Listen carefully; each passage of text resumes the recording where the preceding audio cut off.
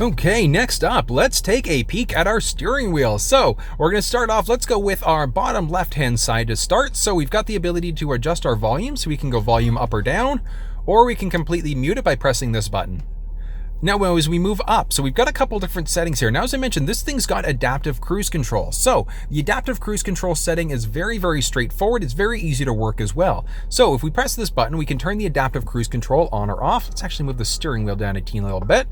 There we go. So we've got the ability to turn our adaptive cruise control system on or off by pressing this button. We know the adaptive cruise is on when we see these lanes. So once we get up to the speed that we like, we're either going to lift this stick up or down, and that's going to set us at whatever speed we've got. Now, the beautiful part about adaptive cruise control is that it's essentially a set it and forget it cruise. So we turn our cruise control setting on. If the vehicle in front of us starts to slow down, it's automatically going to brake as well. If they pull up, or if they pull into a different lane or pick up speed, it's automatically going to pick up our speed as well to whatever we have it set at. And that's going to be with the adaptive cruise. If we have the intelligent cruise control setting instead, if we look at that center screen, we've got 50 kilometers an hour, which is the set speed. So with the intelligent cruise control, it's automatically going to adjust the vehicle speed based off of whatever it recognizes the speed sign is set at. Now, a couple things, other things to point out. This one is essentially going to control how far or close we are from the vehicle in front of us. So if it's really a matter of personal preference there. And then this last one is going to be our lane centering system. So the system that's going to recenter us and pull us back into our lane, we've got the ability to turn that on or off. We can either exit our speed or we can turn the system off completely from there. Now, with that said, so we do have our lane centering button, and we also have our lane keeping system on our left stick. So this button is going to give us the ability to turn our lane keeping system on or off. And we know the system's on when we see these bowling alley signs. So that's essentially the lane keeping system on, which again is a beautiful system to use if you have a preference to use it. As we can see on the right-hand side of the instrument cluster, we've got the ability to look at our intelligent all-wheel drive as well. So is our intelligent all-wheel drive, is it active? What power is going to which wheel? So it's got the capabilities to show you that as well. Now, as we move down, a couple things to point out on our right-hand side. So we've got the ability to either answer a phone call or hang up, or we can change between stations. Now, next thing is going to be this voice control button. So the voice control button is essentially going to let us do a couple things. We can either do navigation with it, or we've got the ability, so we can either navigate, we can make phone calls, we can change radio station. There's a ton of flexibility with this voice control button.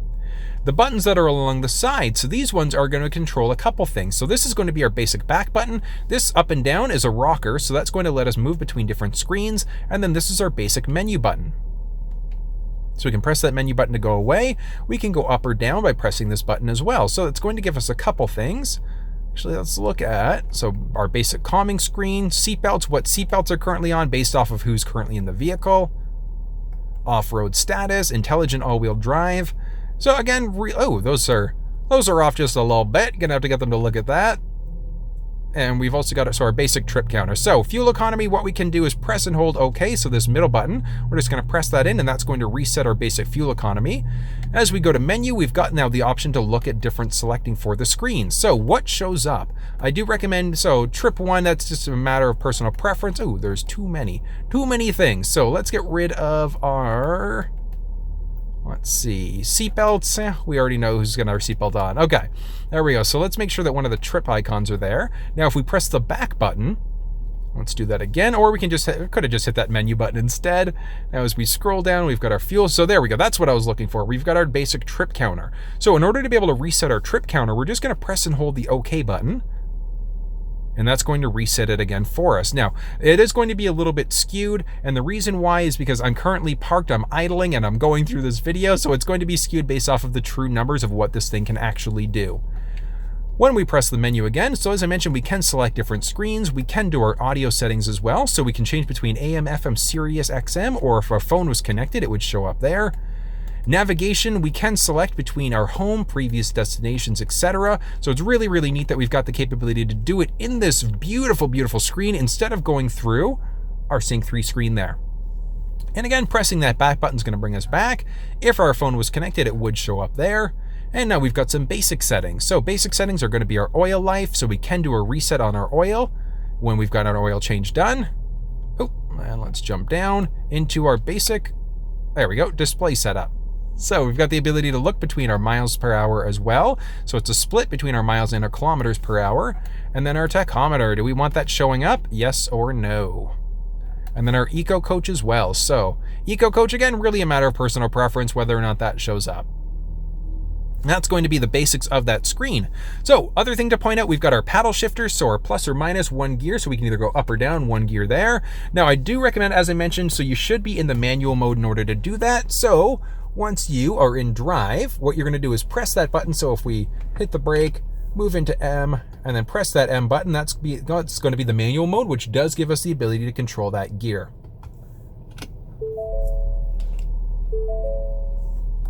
There we go. So very straightforward. Oh, my hill descent still turned on there. So we can turn the hill descent button off by pressing that again. There we go. All right, other thing to point out. So a couple things along our right-hand stick. We've got the ability to select how much windshield wiper fluid comes out. We can lift the stick up or down to have our windshield wipers going. We're going to pull in towards us in order to get our windshield wiper fluid in the front. We're going to push away for our rear windshield wiper fluid. Now, in order to get the rear window wipers going, so we, just along our right tip, we've got the ability to select this little knob. So we move that up or down to turn our rear window wiper on or off. And lastly is going to be our high beams. So we're going to pull in order to flick the high beams on or off.